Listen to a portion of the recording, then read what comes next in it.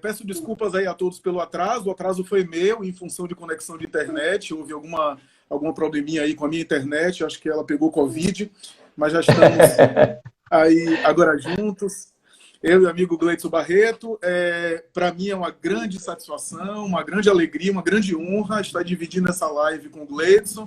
Agradeço já antecipadamente o convite que ele aceitou de bom grado.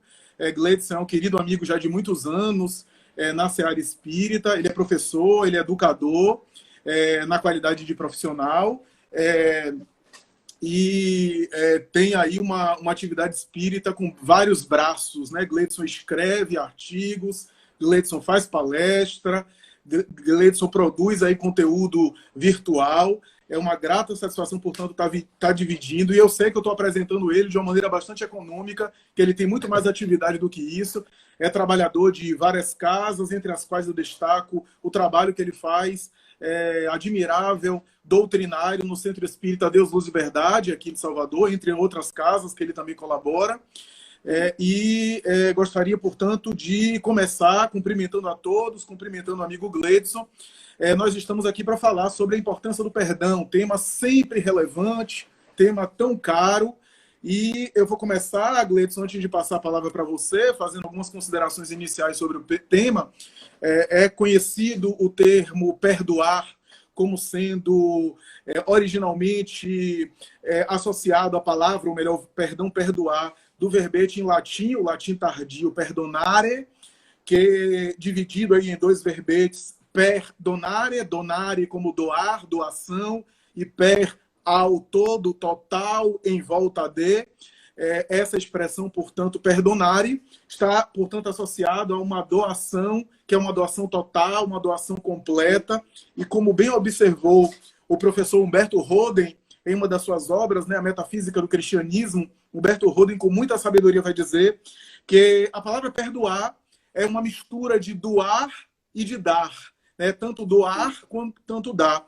E Humberto Roden, com muita lucidez, vai dizer que perdoar de perdonar, e, portanto, tem a ver com dar de si mesmo, dar mais de si mesmo, doar de si mesmo. Portanto, vai além do dar, mas de se dar, talvez, né? De se dar mais ainda, né? Portanto, perdoar tem a ver com essa atitude que vai além de uma doação material, portanto, o indivíduo dar algo de si mesmo. E essa talvez seja a compreensão que a gente deve ter, pelo menos da palavra perdão, no sentido original do seu vocábulo.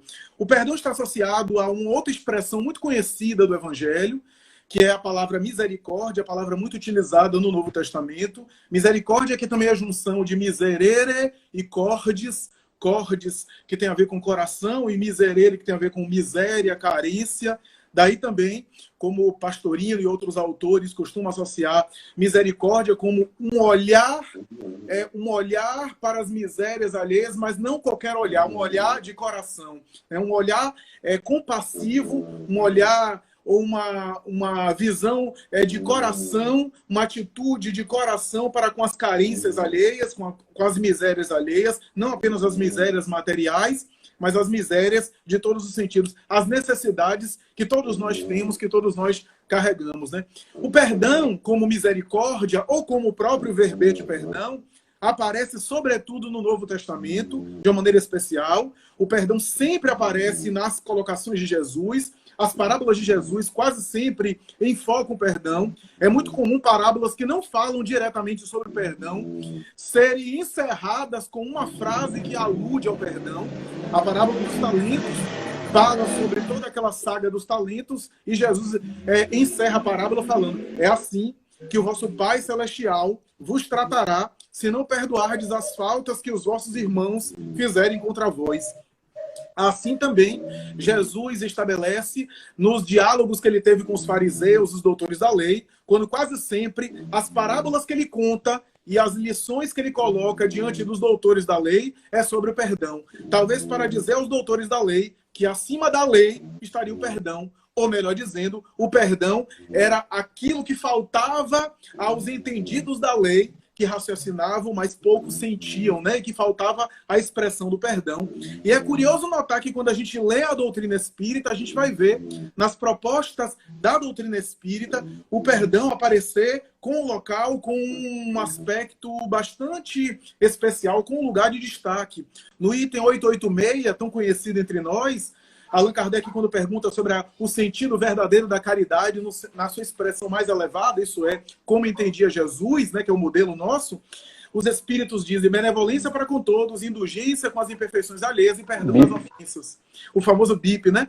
E é interessante porque se a caridade, um sentimento só, é entendido como perdão, benevolência, benevolência, indulgência e perdão, a gente pode dizer que benevolência, indulgência e perdão são facetas de uma mesma coisa.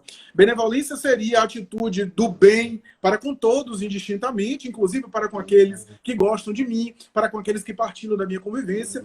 A indulgência já é uma benevolência num nível mais difícil, que é essa benevolência para com as imperfeições com as quais eu lido e que talvez às vezes me aborrecem.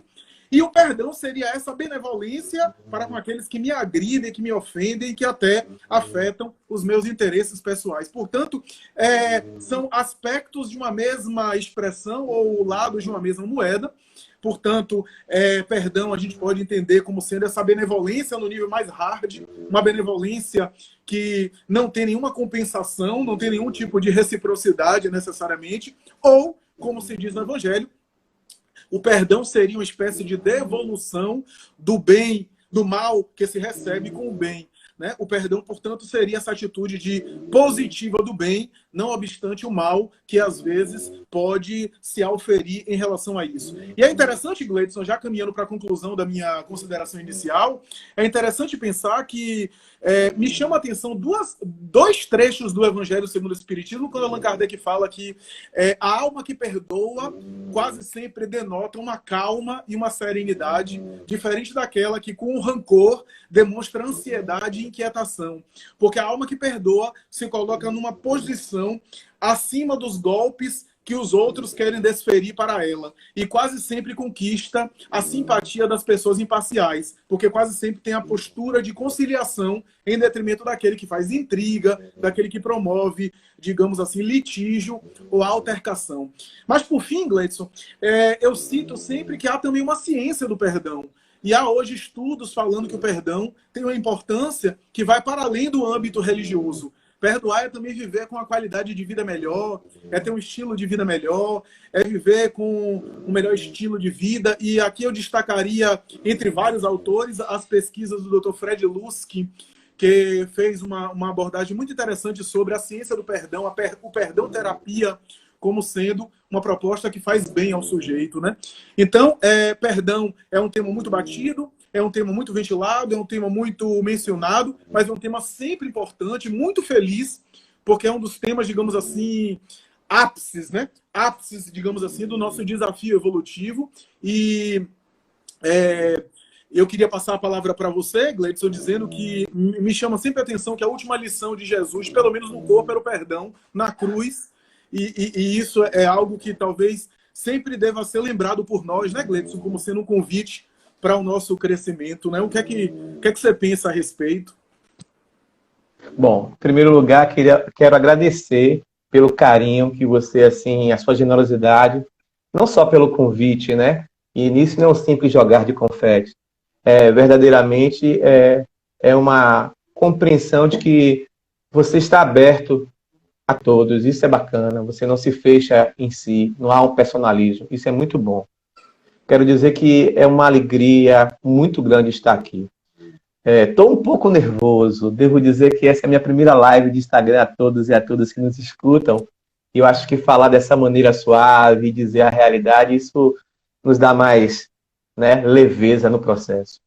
Então, é isso. Eu quero iniciar dizendo assim, gratidão, né? Gosto muito de lhe ouvir, Flávio. Como você disse, eu sou Gleidson. O que você falou, essas coisas todas que você falou assim... Eu gosto de dizer, costumo dizer assim na doutrina espírita, assim, quando perguntam para mim, e aí, você faz o quê? Se eu estou tentando ser espírita, né? Sempre eu procuro, assim, não digo isso de maneira jocosa, não, é de maneira real mesmo, de carinho, de coração, de alma mesmo. E a tentativa não é uma tentativa falsa, é uma tentativa que é muito complexo tudo isso, né? Que vai para além do conhecimento. Porque às vezes nos é muito fácil, por exemplo, dominar o conceito, o conteúdo, os capítulos. Isso as pessoas não sabem. As pessoas dizem, nossa, você, fulano, Beltrano, grava com tanta facilidade. Essa cultura espírita em si, eu diria que ela é muito fácil, relativamente. Basta a gente ter um esforço da leitura, do ouvido, assistir o outro, a gente vai aprendendo. Mas apreender a prática disso tudo, eis aí o grande desafio.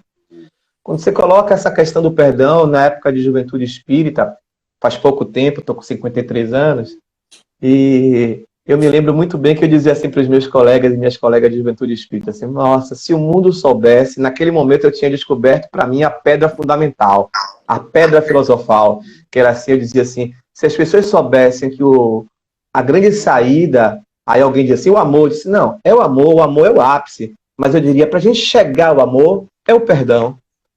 Isso que você acabou de falar, essa conceituação, essa percepção, essa observância em torno do Evangelho do Cristo, é perfeito. Eu sempre percebi assim também. A todo instante, as parábolas, os diálogos curtos que Jesus tinha, era sempre nos convidando. Ali, naquela época de juventude, eu dizia assim, eis aí o cerne da questão. Eu acho que esse é o grande problema nosso na Terra. Quando eu comecei a me ver assim como espírito, e aí me ver como espírito assim, como alguém que erra, acerta, caminha, aprende, enfim, eu dizia assim, nossa, o grande problema da sociedade, na economia, na política, na educação, nas relações, hoje a gente diz essa linguagem mais própria, né? Intrapessoal e interpessoal, é o perdão.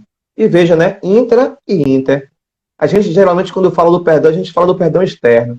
Aí você citou algumas parábolas, eu gosto muito também de uma parábola que é muito legal, que é o filho pródigo, que ela, para mim, essencialmente, é também um grande ápice do perdão. E, sobretudo, porque ali aquele pai, quando a gente começa a estudar um pouco a doutrina espírita, ouvir os mais experientes, ouvir os espíritos como Emmanuel, como Joana, a gente vai aprendendo que aquele pai que Jesus está chamando a atenção ali é Deus. E que o filho, ou os filhos ali no processo, somos nós. Em alguma instância, nós somos aquele filho trabalhador que ajuda, que cobra, que diz, olha, eu fiz. E em muito mais instância, nós somos o filho pródigo, que queremos a nossa parte da herança, queremos isso, queremos aquilo outro. Mas o grande ápice do processo é esse acolhimento que Deus dá para com os dois, né? Ele compreende o posicionamento que a gente costuma dizer assim, momento evolutivo dos dois. Ele não briga com aquele que está criticando, questionando porque o irmão chegou e gastou tudo, mas ele tenta mostrar para o outro com muita suavidade o processo. E vice-versa. Então, eu diria assim que o perdão é a chave para a gente abrir essa porta do amor de início. E diria mais ainda que a gente se acostumou, Flávio, não sei se você concorda comigo, que quando a gente fala em perdão, e talvez por uma cultura judaica cristã, uma coisa bastante enraizada, a gente pensa que perdoar é esquecer. Que perdoar é não se lembrar, que perdoar sabe? A gente sempre pensa no ápice do perdão, do máximo do perdão. E eu diria que o perdão existem nuances, né? Existem processos, existem etapas. E a gente vai aprendendo e foi aprendendo ao longo desse processo, na caminhada da doutrina espírita, sobretudo, como é que isso se dá.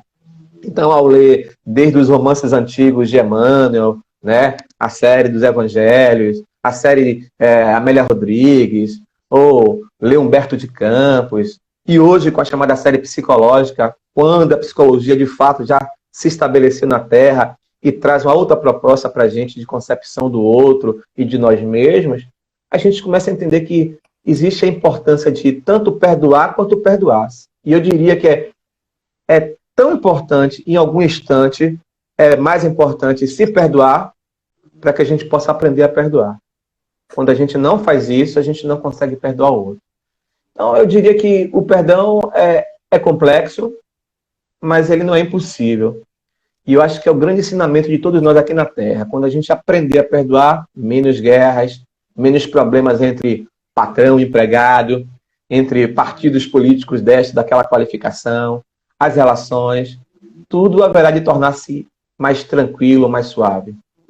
Mas vamos nesse bate-papo. Diga lá que a gente vai se soltando. Não, muito interessante. Você falou coisas muito importantes. Primeiro, a questão da parábola de Lucas, né? A parábola do filho pródigo, que me toca também muito o coração. Eu vou lhe confessar uma coisa, é a parábola minha preferida. Tem um autor que diz que é a parábola das parábolas, porque ali a gente encontra uma espécie de arquétipo, né? Uma síntese de um monte de coisa, né? A conexão da criatura com Deus e esse processo de ida e de volta, né? Tanto é que Joana de Ângeles dedicou praticamente uma obra dela sobre essa parábola, né? E Em Busca da Verdade, né, uma das obras da coleção psicológica. Então é super interessante. E quando você estava falando aí, eu fiquei pensando sobre essa ideia de que a referência que eu tenho com relação a mim mesmo e também a referência que eu tenho em relação com o Criador é que vai desembocar na forma como eu me relaciono com o meu próximo, né? Tanto a vivência que eu tenho com o sagrado como uma vivência que eu tenho em relação a mim mesmo é que vai acabar projetando na conduta e na relação com o próximo. E uma outra coisa que você me falou que me chamou muita atenção e que você foi certeiro foi essa questão do esquecimento, né? Durante muito tempo, a ideia de que perdoar e esquecer foi um equívoco. É claro que no Evangelho há a ideia do perdão e do esquecimento, e sem dúvida, se eu vitalizo uma mágoa, eu, de alguma forma, mantenho aquele acontecimento funesto, aquela ocorrência infeliz na minha cabeça, e é claro que eu fico lembrando o tempo todo. Claro. E é óbvio que quando eu consigo perdoar, no sentido genuíno da palavra, eu libero, digamos assim, essa vitalização, essa fixação da lembrança, e existe e permite uma possibilidade maior de eu acabar diluindo aquela lembrança. Mas nem sempre eu consigo esquecer, né? Mesmo que eu queira esquecer, há coisas que eu não consigo. Alguém que passou por um trauma, por exemplo, muito forte, né? Por mais que ele queira esquecer, não consegue. Quanta coisa a gente gostaria de esquecer e não consegue. E quanta coisa a gente gostaria de lembrar e não consegue. Então tem coisas que a gente... Um trauma infantil, por exemplo, uma coisa que marcou a pessoa, a história de vida da pessoa. Aquilo ali, mesmo que ela queira, ela não consegue esquecer, porque é da memória, é arquivo mnemônico, né? Só se ela passar por um processo de amnésia, de demência. Então fica na bagagem dela. Mas isso não significa que ela não consiga perdoar, né? Perdoar é um outro processo que é mais emocional, né? Perdoar primeiro tem a ver com uma atitude de não devolver o mal que eu recebi, né? Eu agir de maneira diferente, esse é um começo, né?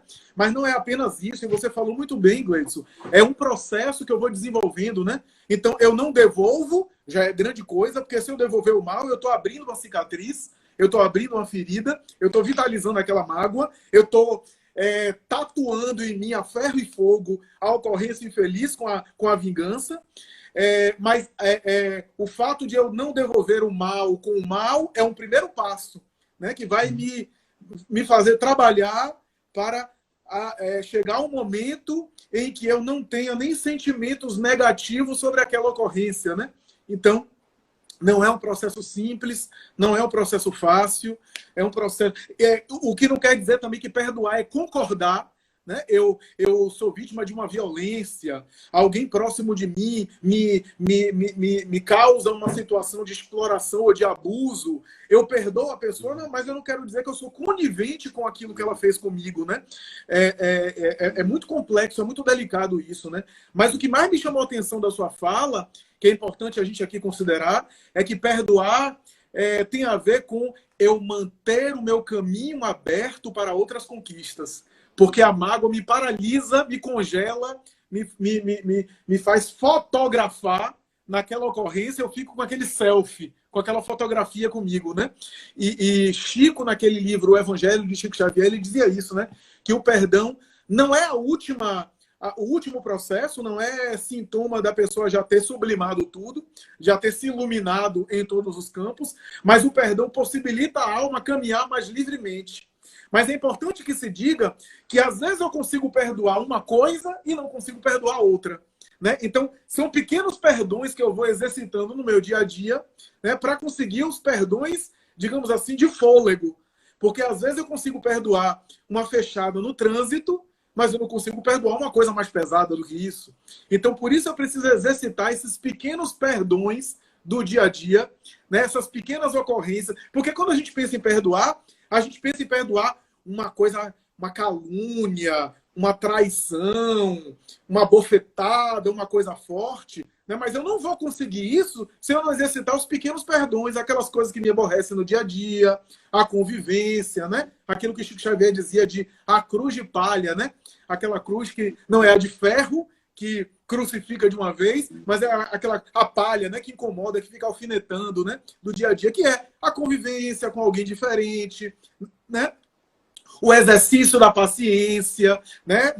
Da tolerância, da compreensão do dia a dia, que esses são os pequenos perdões, né? Ser condescendente com algumas coisas, relevar algumas coisas, não levar a ponta de faca tudo. Esse é o exercício, né? Mas, repito, isso não quer dizer ser conivente, né, com o mal, aplaudir o erro, né, concordar com a coisa equivocada, né? Perdoar é não se intoxicar com o mal daquele que quer me fazer mal, ou daquele que carrega alguma imperfeição, né? Então, isso é muito interessante o que você está dizendo. E outra coisa que me chamou a atenção da sua fala, Gleidson, é a ideia do perdão externo. Tem muita gente que diz assim, você me perdoa? Não, claro que eu perdoo. E aí é um perdão de aparência, apenas para dizer que apenas para não admitir, peraí, me dê um tempo, eu estou magoado, o que você me fez, eu não vou conseguir perdoar de uma hora para outra, eu vou conseguir perdoar, mas não agora, me dê um tempo para processar, para não ser um perdão apenas de fachada, né? Um perdão que eu digo, não, perdoa, tá tudo bem, e fico com dor de cabeça, e somatizo uma gastrite, e desenvolvo uma úlcera, e tenho um infarto, né, pelo congestionamento, porque eu quero fingir um perdão que não tenho, né?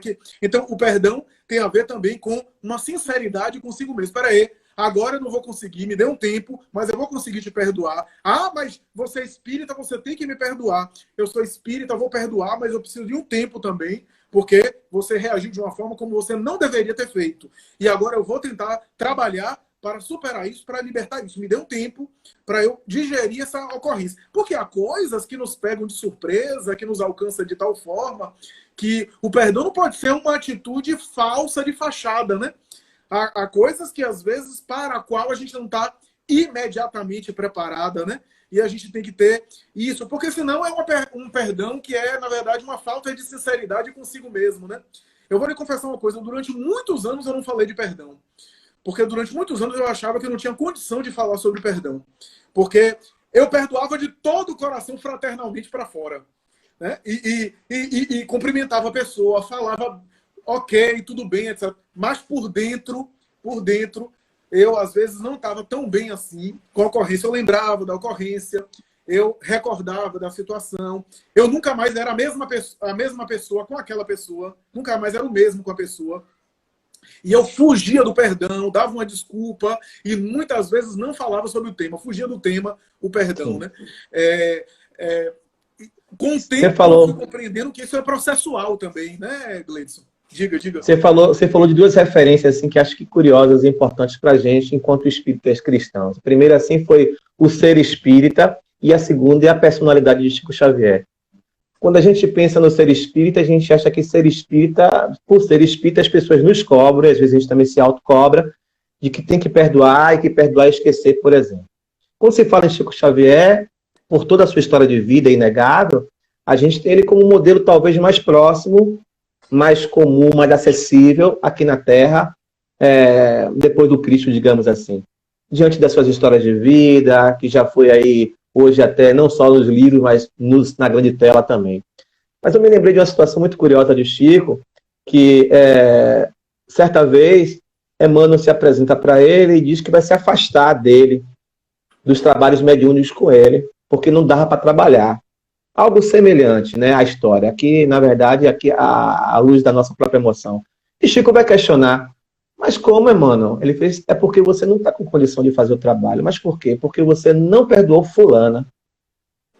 E aí Chico dá para trás, mas como? Em que momento?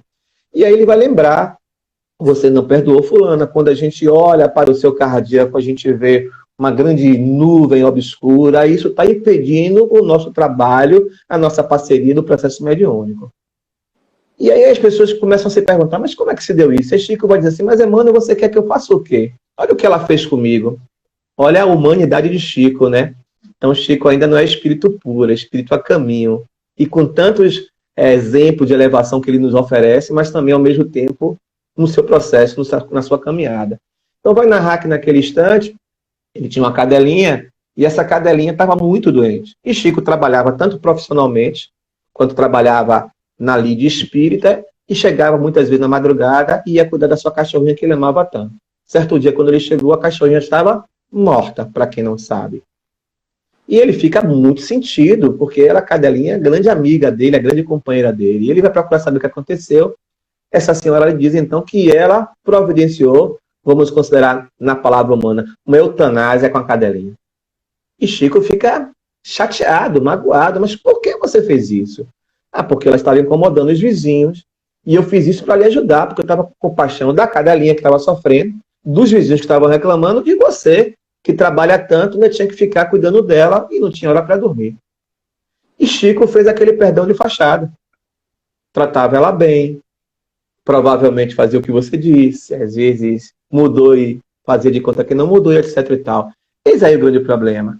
E aí Emmanuel vai dizer assim, por conta disso a gente não consegue fazer. Aí são os impactos da falta de perdão, né? Que vai, como você disse, as questões que vão impactar fisicamente, o câncer, uma gastrite, né? Então as fortes emoções vão impactar em nosso corpo físico, ponto. Isso é fato. E aí qual foi a saída? E Emmanuel disse, Chico, se você não fizer isso, a gente não vai trabalhar mais junto. E o que é que eu preciso fazer? Olha, o remédio que eu vou lhe oferecer, que eu vou lhe passar, é um remédio de Jesus. E Emmanuel usa uma psicologia infantil com Chico, porque Jesus para Chico é o máximo, né? Então, se for Jesus, dizia Chico, então diga o que eu devo fazer. Você vai procurar saber o que é que fulana mais gosta, o que ela mais quer. E Emmanuel, mas como ela fez o que ela fez e agora é? E você vai dar de presente para ela. Aí vamos considerar algumas coisas curiosas, né? Que parece boba, mas tão importante. Chico, funcionário público, ganhava pouco naquela época. Chico se esforça, é um pedido, como dizia Emmanuel, de Jesus. Procura saber o que a criatura mais gosta de ter, uma máquina de costura. Chico vai, providencia, aquela altura do campeonato, a máquina de costura era muito cara. Se hoje para alguns pobres é inacessível, naquela época era muito cara. Era a indústria chegando no Brasil. E naquele instante, então, Chico providencia a máquina, provavelmente uma Elgin ou uma Singer da vida, que elas são as grandes marcas do início, né? Ele compra a longas e não são suaves, pesadas prestações, porque o seu rico dinheirinho ele tinha que ajudar pessoas e a ele mesmo, naturalmente. Compra essa máquina, dá de presente. Quando o Chico está de presente essa máquina para a criatura, conta Chico que naquele instante saiu um foco de luz no coração da criatura. E aquilo se espalhou até o próprio Chico. E aí houve a mudança. Então os espíritos diziam assim, não basta perdoar. É preciso ir àquela pessoa que lhe causou mal e fazer um bem para aquela pessoa. Esse é um desafio nosso. Então eu diria que, nesse sentido, a doutrina espírita é super importante para todos nós e compreendendo que cada um de nós tem uma percepção diferente, tem uma caminhada, tem uma compreensão. Então, a primeira coisa, perceber assim, que eu sou espírito. E quando eu compreendo que eu sou espírito, significa uma série de questões. Desde a velha ideia de que vamos criados simples, ignorantes, e vamos caminhando, vamos tendo consciência ao longo do processo, até desde compreender que na vida, na existência, todos nós erramos. E quando Jesus fala sempre, o tempo inteiro de perdão, o curioso é que a maioria de nós, quando enxergamos Jesus como um ser pronto, né? Um ser equilibrado, acabado, um ser puro. De fato, ele o é hoje, mas nem sempre foi assim. Então, provavelmente, Jesus teve vivências como eu, como você, como Chico, como outras tantas pessoas. Jesus, claro, que com outras personalidades, deve ter falado mal, deve ter matado, deve ter feito mil coisas ao longo das suas múltiplas existências que ele teve em outros planetas, naturalmente, até chegar à fase que ele chegou. Então, quando ele chega na Terra para a sua grande missão aqui como governador da gente, ele já sabia tudo o que possivelmente poderia acontecer. Ele já sabia que Pedro iria negá-lo 3 vezes, ele já sabia que Judas iria naturalmente vendê-lo, iria traí-lo, e que todo mundo ia abandonar o barco e ele ia ficar naquela situação. Ele podia mudar o fim da história, mas o tempo inteiro a ideia dele era o amor. E aí ele vai nos tratar como crianças, como um bom contador de histórias, né? As metáforas, as parábolas, porque essas vão incutir o nosso inconsciente. Hoje a gente tem a riqueza da doutrina espírita, que aliado com a ciência da psicologia, nos mostra os impactos que isso causa. Então, quando a gente começa a ter conhecimento, raciocinar, e a gente vai entender que perdoar, a primeira vantagem é para a gente mesmo, né? na racionalidade. Só que é como você disse, é uma questão de qualidade de vida, a primeira coisa. Agora, é importante compreender o nosso processo, o processo do outro. Até que ponto eu posso ir, até que ponto eu posso perdoar, como eu devo perdoar, o que seria perdoar. Os espíritos costumam dizer para a gente que perdoar não significa esquecer, mas significa não desejar o mal para o outro. Perdoar significa se esforçar quando eu vejo aquele que me fez mal, não nutrir o sentimento de mágoa, de rancor, ou quando o outro cair, nutrir o sentimento de, tá vendo? Bem feito. Receba na sequência, né? Muitas vezes a gente não se dá conta, a gente bem no baianês, né, assim, eu não lhe desejo nenhum mal, viu, Flavinho? Você me fez aquilo, olha, eu sou espírita, tá tudo perdoado. Aí acontece, você soube, Flavinho bateu o carro. Aí, ó, Deus sabe o que faz. Deus é justo. E a gente até cria uma situação para os padrastos, né? Deus é pai, mas não é padrasto.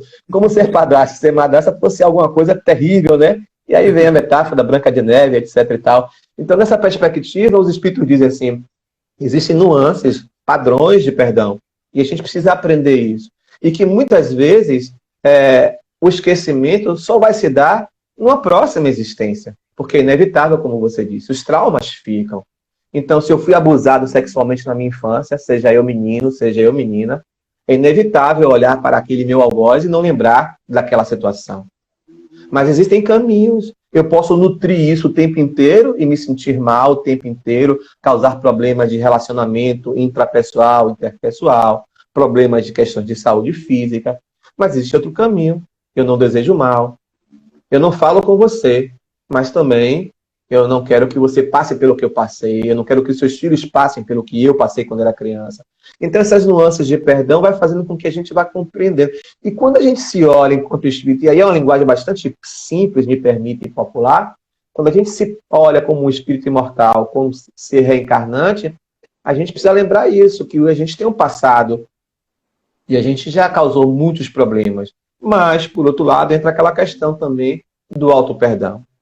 Não basta também perdoar o outro, é preciso perdoar-se. Eu preciso olhar para mim e dizer assim, poxa, eu fui capaz de fazer isso, eu ainda, e se perceber. Aliás, a propósito, o que você acha sobre isso? Agora sei o que ele pergunta, essa relação do perdoar a si mesmo. Que impacto isso tem psicologicamente para a gente? Isso é um dos temas mais sofisticados que eu acredito dentro da temática do perdão. O auto-perdão é um processo muito difícil, um processo muito necessário e um processo que às vezes a gente não sabe nem como fazer. Uma das perguntas, uma das coisas que foram levantadas aí no comentário que eu anotei aqui foi inclusive em relação a isso. Acho que a Diana Veiga comentou sobre a questão do auto-perdão. E de fato, Gleidson, eu percebo, Gleidson, claro que isso não é uma regra geral, mas eu percebo que os espíritos amadurecidos, os espíritos mais evoluídos, eles têm uma capacidade de compreender e de perdoar muito mais do que nós, porque justamente eles já passaram, eles já caminharam pelos labirintos das sombras. Ou seja, eles já erraram. Então, como eles já caíram no cavalo, digamos assim, já tombaram no chão mesmo, já foram até o fundo, eles sabem o que é estar no fundo do poço, digamos assim. Então, quando o sujeito se equivoca dessa forma e se dá conta, cai em si, como diz Emmanuel em Fonte Viva, caindo em si, esses espíritos que já passaram por isso e já estão num processo de maturidade, eles conseguem enxergar a nossa pequenez, as nossas paixões e as nossas infantilidades com outro olhar. É como se dissesse para a gente assim, eu já passei por isso. Veja que quando Clarice, o ministro de Nosso Lar, resgata André Luiz, é uma das coisas que mais me chama a atenção em Nosso Lar. Quando ele resgata André Luiz, que André Luiz se dá conta e entra em um pranto convulsivo. E aí ele começa a perceber o tempo que ele perdeu, os equívocos que ele cometeu, e aí começa a brotar a consciência de culpa. Clarice diz assim, meu filho, não se inquiete tanto, porque todos nós já pisamos pelos labirintos onde os seus pés pisam agora. Né? Então, Fantástico. ali era a palavra do ministro. Então, esses espíritos evoluídos, eles já conheceram a dor, já conheceram o arrependimento. Então, eles têm a noção de saber, é difícil para mim, é difícil para o outro também. E eu que já percorri isso e estou lá na frente, aí que eu tenho uma compreensão maior. Né? Então, o auto-perdão envolve tudo isso. O auto-perdão não é digamos assim, aquela ideia, que é uma ideia psicológica equivocada, de dizer assim, eu me martirizo, porque tem gente que é assim, eu me dou conta que eu faço mal, aí me martiriza, sabe aqueles flagícios que aconteciam? Esse não é o auto-perdão verdadeiro, é uma espécie de masoquismo de se punir para depois continuar fazendo a mesma coisa. É aquele estereótipo do homem que bate na mulher, chora aos pés dela, se martiriza sinceramente e volta a repetir. Porque a culpa tóxica, o remorso tóxico, faz o indivíduo se fixar tanto no erro que ele reproduz o mesmo erro, como masoquismo, para se punir depois. O arrependimento sadio eu me dou conta, eu entro numa espécie de ressaca moral, né? Eu me dou conta, e claro, eu tenho um certo sofrimento com isso, mas aí o arrependimento sadio a partir de agora, eu vou tentar não fazer mais. Isso que é o auto-perdão também, porque me dá autoestima, porque me renova interiormente, né? Ainda que eu erre novamente, né? Como diz Acho que agora a gente começa a entrar numa seara do que da 918 e da 919 do Livro dos Espíritos. Perfeito, perfeito. Não é? Me permita dizer, essa é uma das perguntas de Péricles. Ele diz assim, o autoconhecimento facilita o perdão? Diga aí. Perfeito. Então, Péricles, assim, o que o Flavinho acabou de fazer, essa entrada, me parece que falar do perdão, falar do auto-perdão, é falar de conhecimento de si mesmo. Os espíritos, essa cena que o Flavinho narrou também, são duas cenas que marcam muito em nosso lar. É esse momento de Clarencio quando André é do resgate, né? E nesse primeiro momento ainda, a transição até que André possa ter o direito, o benefício de ser resgatado. Ele passa aquela temporada primeiro se punindo, na autopunição, ouvindo os gritos dos seus algozes ou daqueles que ele também machucou, né? Naquele processo, ele não se perdoou, por isso que ele passa por tudo aquilo.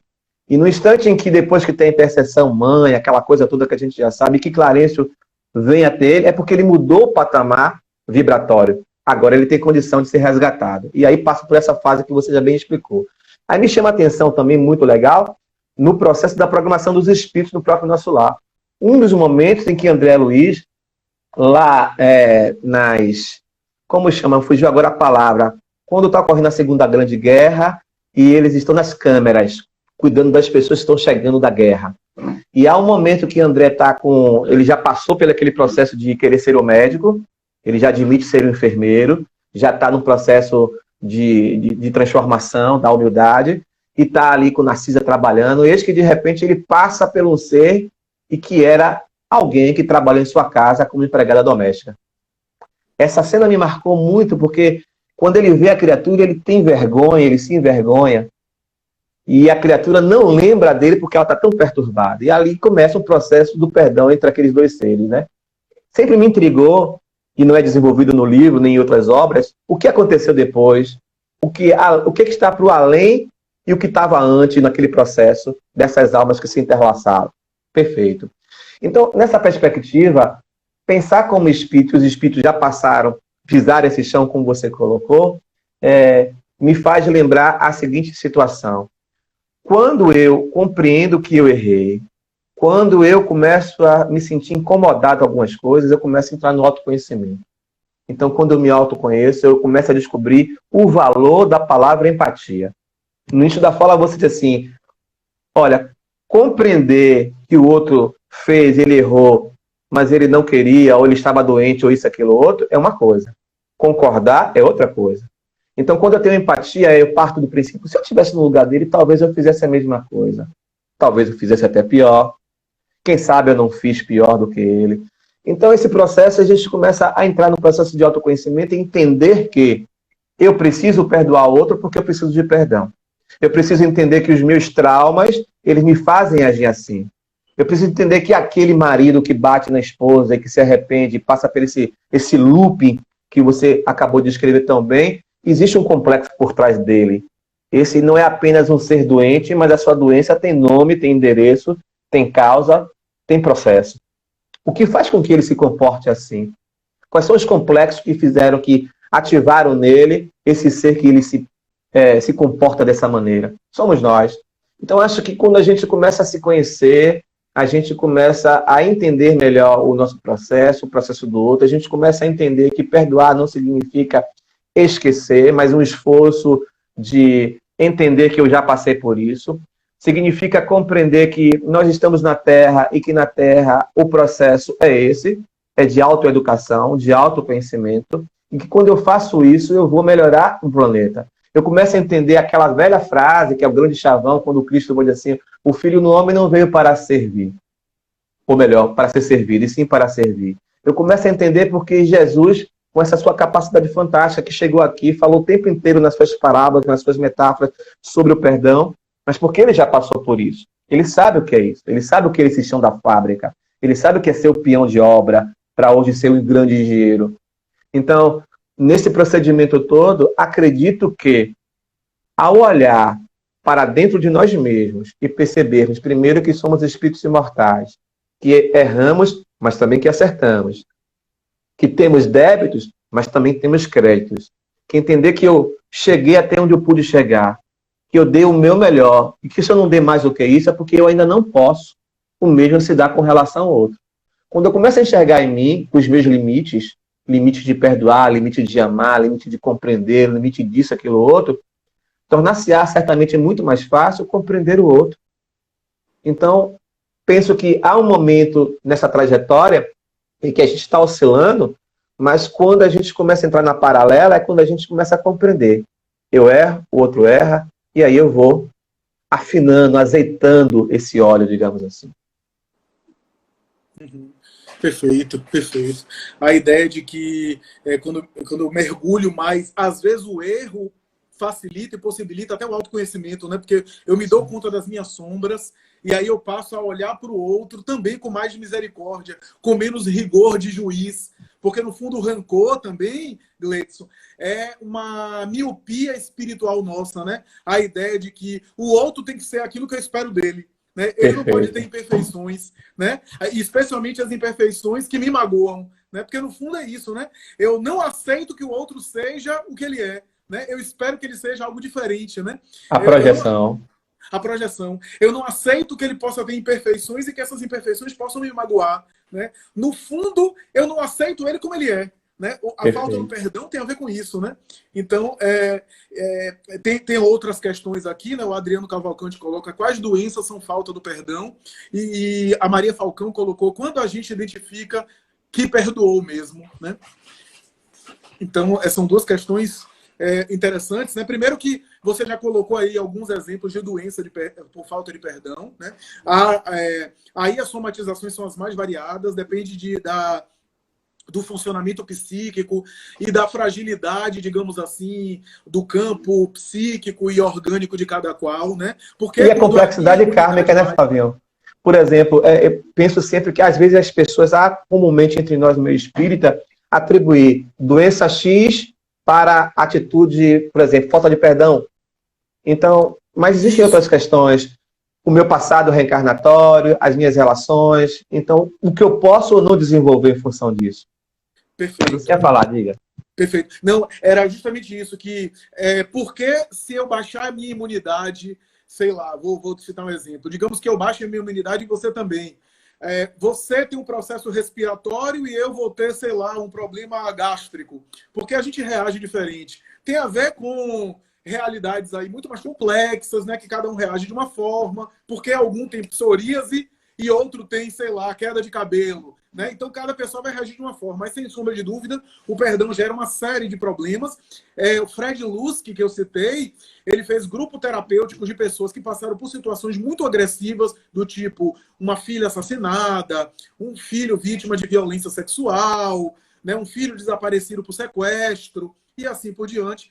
E essas pessoas faziam grupos de terapia sobre o perdão. Não quer dizer que elas haviam perdoado, mas só pelo fato de elas estarem em grupos terapêuticos falando sobre o tema, e ele examinava 1 mês, 2 meses, colesterol, pressão arterial, funcionamento cardíaco, cortisol no organismo, hormônio do estresse e assim por diante. E ele via a sensível mudança depois desses trabalhos terapêuticos, ainda que as pessoas não tenham perdoado, né? Mas tem algumas ocorrências muito clássicas, né, do tipo essas que a gente citou, né, que desembocam aí nas somatizações. E a pergunta de quando é que a gente identifica que perdoou, não é simples. Antes de você passar para essa segunda questão, eu queria retomar assim, a esse respeito, uma coisa curiosa, numa obra Autodescobrimento, Joana vai lembrar para a gente o seguinte, que quando a gente não perdoa, existe uma raiva surda dentro de nós. E justamente por haver essa raiva surda, a gente acaba criando um outro sentimento, outra emoção forte que chama-se mágoa. E ela vai dizer que quando a mágoa ela é acalentada, ela é alimentada, e isso acontece invariavelmente se repetindo, ela vai dizer que isso vai descarregar na nossa corrente sanguínea a adrenalina. E quando essa adrenalina ela vai fazer uma frequência muito grande, ela vai desorganizar as células, podendo gerar artrite, artrose, podendo gerar diabetes. Então, tantas outras doenças em função disso. O próprio câncer é muito em função dessa perspectiva. Às vezes a gente conhece pessoas, gente boníssima, maravilhosa, Dona Maria, seu João, capazes de fazer trabalhos sociais maravilhosos, de doação fantásticas, e eis que de repente lá, começando a sua maturidade aos 55 anos de idade, João teve um câncer. Dona Maria, aos 62 anos, lúcida, maravilhosa, saudável, teve um outro câncer. E muitas vezes, ambos, às vezes, criam uma metástase desse câncer. E às vezes a gente se pergunta, mas nossa, como pode essas pessoas tão boas e desenvolver o câncer? Nos ensinaram sobre o perdão na prática, inclusive, o amor na prática, inclusive, mas nós não conhecemos essas pessoas profundamente. Nós não sabemos o nível de complexos dentro dessas pessoas. Qual a relação que ela tem com o pai, com a mãe, com a vida, a existência passada. Então, tudo isso, essa compreensão e a riqueza da doutrina espírita, e hoje com a psicologia transpessoal, ou essa chamada psicologia espírita que Joana propõe, nos faz rever e compreender muito mais isso nas questões das doenças, que vão gerar doenças de comportamento também. As neuroses da vida, por exemplo, muito em função disso. Então, acho que retomar essa ideia do autoconhecimento. O fundamental é isso, olhar para dentro de si. O que eu me aborreci nessa relação com o Flávio? Foi o que Flávio me disse, olha, o que ele me disse, foi como ele disse, ou foi porque foi Flávio me disse? São três situações que parecem distintas e realmente são. E para outros parecem iguais porque vem de uma mesma pessoa, mas não é. O que ele disse, como ele disse, porque isso vai remontar uma série de questões. Porque isso vai desencadear, vai disparar o gatilho de questões minhas de um passado reencarnatório, de um passado presente, com relação ao meu pai, com relação à minha mãe, coisas que eu não consigo me lembrar, que está no meu inconsciente profundo, que eu passei quando eu tinha 4 anos, quando eu tinha 6 anos, mas que foi muito forte para mim naquela minha relação. A gente esquece aquela relação de que foi imortalizada por Hermínio, quando ele fala, nossos filhos são espíritos. Eu costumo dizer, nossos filhos e nossos pais também são espíritos, somos todos espíritos, né? Compreender por que uma mãe, muitas vezes, enjoa muito durante a gestação, por que um filho, quando nasce, ele bate no rosto da mãe, ou por que ele não quer saber da mãe, ou quando ele vai tomar um banho com a mãe vai dar o banho nele e coloca ele numa posição tal, e ele chora, se desespera, e quando você coloca em outra posição, ele não chora, aí você faz um teste e vira, ele chora, se desespera, provavelmente o inconsciente dele está lembrando de alguma situação entre vocês dois, de um passado, que pode ter culminado num assassinato, ou pode não, uma outra situação delicada. Então é muito mais profundo do que a gente possa imaginar, e o quanto o autoconhecimento nesse processo, na perspectiva de eu preciso aprender a amar. Eu acho que essa é a grande saída. Mas quando é que a gente descobre que a gente perdoou? Não é tão simples, mas assim, é uma avaliação muito pessoal, né? Mas eu acho que tem a ver com, primeiro, a questão de eu não ter sentimentos angustiantes em relação à ocorrência, ainda que não seja uma lembrança agradável, né? Mas eu falar da ocorrência, eu conseguir olhar para as coisas sem emoção, ou pelo menos sem emoção negativa, eu conseguir lidar com a pessoa, e, claro, em termos gerais, eu consigo estar com a pessoa sem nenhum desconforto em relação àquela ocorrência. Quando eu digo estar com a pessoa, é claro que há casos excepcionais onde, se eu continuar convivendo com a pessoa, eu posso ser sujeito a uma situação de tragédia. Aí tem uma ressalva, né? Ideal seria que eu não fizesse. Eu perdoo, mas não quero ver mais a cara. Quase sempre isso daí não é um perdão. Existe um rancor, é claro, né? Porque se eu perdoo e aquilo não... a alma se torna forte com o perdão, diz Allan Kardec, a ponto de não se afetar com os golpes que vão na direção dela. Agora, é claro que há alguns casos excepcionais que eu posso não querer conviver ou optar por não conviver para evitar um mal maior. Afinal, há situações que, se eu conviver com a pessoa e ela continuar me machucando, não é só prejudicial para mim. Talvez eu esteja, inclusive, possibilitando que a pessoa se prejudique mais, né? Claro. Mas eu acho alguns casais aí, por exemplo, alguns casais, por exemplo, nesse sentido que você está falando, a gente fala que às vezes eles chegam em um ápice tão profundo de conflito que a separação é necessária, porque continuar junto pode gerar um assassinato, uma morte, um processo kármico muito maior. Mas desculpa, eu lhe interrompi. Exatamente, a esses processos extremos, né, que eu me refiro. Eu me refiro a esses processos mais extremos. Mas, de maneira geral, o perdão tem a ver com isso, né? Com o que eu consegui falar sobre a ocorrência, ou olhar a ocorrência de maneira mais leve, de uma maneira mais tranquila, né? Allan Kardec chega a dizer, Gleidson, e aqui está o trecho que eu consegui citar inicialmente, eu coloco, né? Que ele diz assim, o esquecimento das ofensas é próprio da alma elevada, que paira acima dos golpes que lhe possam desferir. Uma é sempre ansiosa, de sombria susceptibilidade e cheia de ferro. A outra é calma, plena de mansidão e caridade. Essa calma, né, que tem a ver, portanto, com essa experiência aí do perdão, né? Me parece também, Flávio, que é importante nesse momento para nós, e no meio espírita sobretudo, como para a gente ainda aqui na Terra existem pessoas que acabam simbolizando bom comportamento. O caso do Chico, como a gente falou, aqui na Bahia, o caso do nosso Divaldo, por exemplo. Eu me lembrei aqui agora de uma situação muito curiosa e que todo mundo conheceu, isso foi nacional. Quando na época em que estavam questionando que Divaldo tinha feito plágio ou não, isso, aquilo, outro, e ele passou momentos difíceis da vida dele. E naquele instante, eu me lembro que foi a única vez que publicamente ele colocou.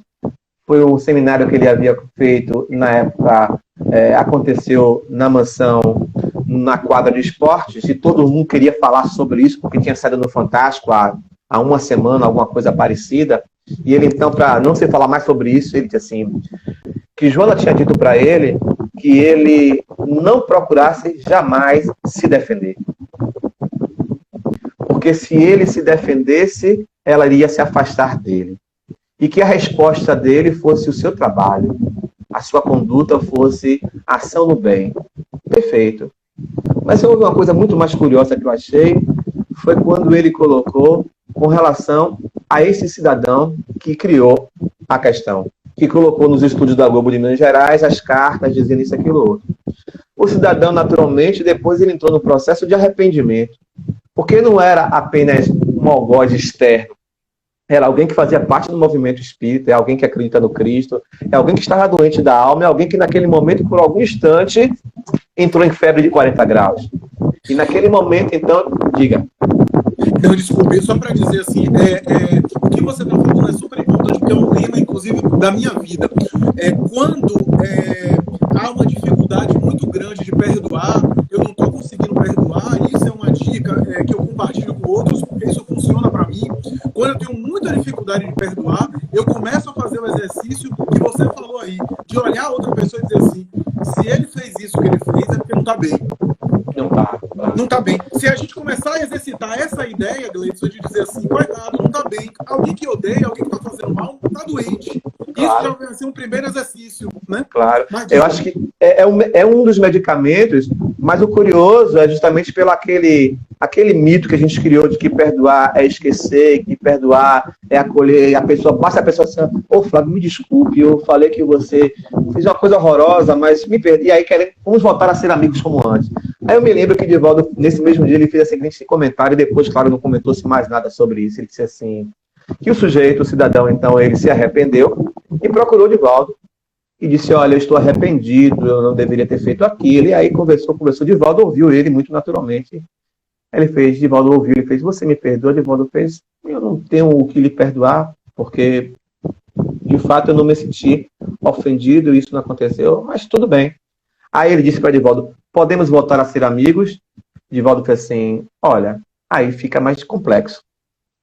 Poderíamos voltar a tentar uma relação se você, da mesma forma que você foi a público e disse isso, você for a público também diga que isso não foi verdade por isso. Se for assim, a gente pode começar a tentar.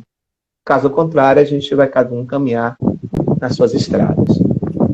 Deixa eu só aqui comentar, já para desfecho, Gleidson, o Instagram está dando 1 minuto para a gente. Então, Eu queria agradecer sobremaneira. Esse caso de Divaldo é um caso que a gente está trabalhando, eu vou até compartilhar com você, trabalhando para produzir um vídeo no Raciocínios Espíritas, porque é um caso super interessante, que boa parte do movimento espírita não conhece esse caso. Divaldo fez silêncio por mais de 60 anos em relação a esse caso, e é super interessante o que você está citando. Você citou outra coisa super interessante, que é o valor que eu dou à agressão. Né? Se uma criança chega para mim e diz alguma coisa, eu não vou valorizar porque é criança. Mas se uma mesma outra pessoa falar a mesma coisa, eu valorizo muito. Mas eu queria passar a palavra para você. A gente tem 50 segundos para as considerações finais. Diga aí, muito obrigado mesmo. Primeiro, eu quero agradecer pela generosidade. Segundo, dizer que gostei, pensei que ia doer muito. Estou muito nervoso ainda, né? Não falei o que eu gostaria, o que eu pensei, mas não estou falando isso por vaidade, não. Estou falando isso de coração aberto para as pessoas e para todos nós. E dizer assim que foi muito bom e que foi um momento também de autoconhecimento. E ao longo desse período da minha vida eu aprendi isso. Todas as vezes que eu vou falar sobre alguma coisa, seja dessa forma no bate-papo, ou seja num momento mais formal, eu fico passando pela minha memória a 919, né? O que está acontecendo comigo, o que aconteceu, o que preciso fazer, etc, etc. Então, dizer isso a todos e a todas, muito obrigado pelo carinho, muito obrigado pela atenção, muito obrigado pela generosidade. É isso, ficamos com a próxima, então. Obrigado, Gleidson.